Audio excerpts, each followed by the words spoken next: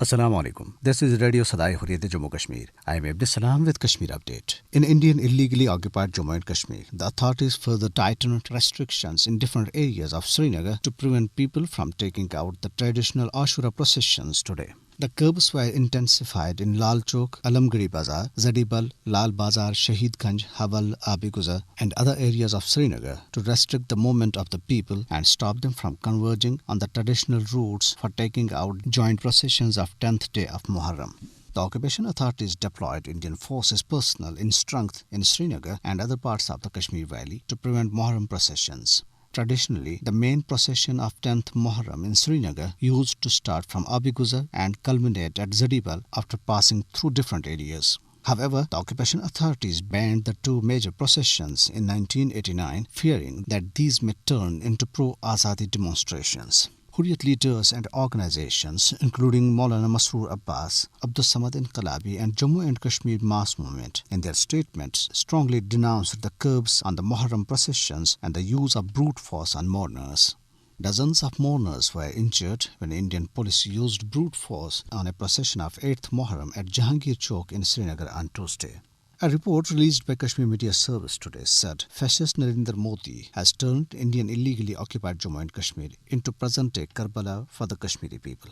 It said Modi is the Yazid of the time for Kashmiri people and India has emerged as modern Yazidi regime by inflicting untold miseries on the innocent Kashmiris.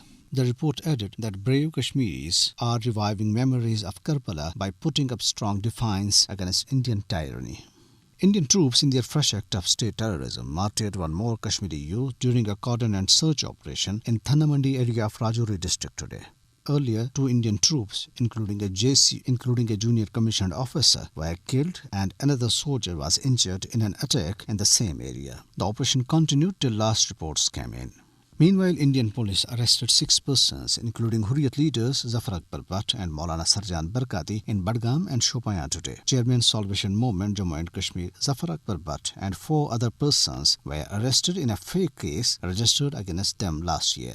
Maulana Sarjan Barkati, chairman of Tehreek-e-Fikr-o-I'tiqad, was arrested when he was on his way to attend a conference on Shuhada-e Karbala. Posters appeared in different areas of Indian illegally occupied Jammu and Kashmir, urging the people to promote unity among their ranks to get rid of Indian illegal occupation and slavery, just like the people of Afghanistan have broken the shackles of slavery in their country.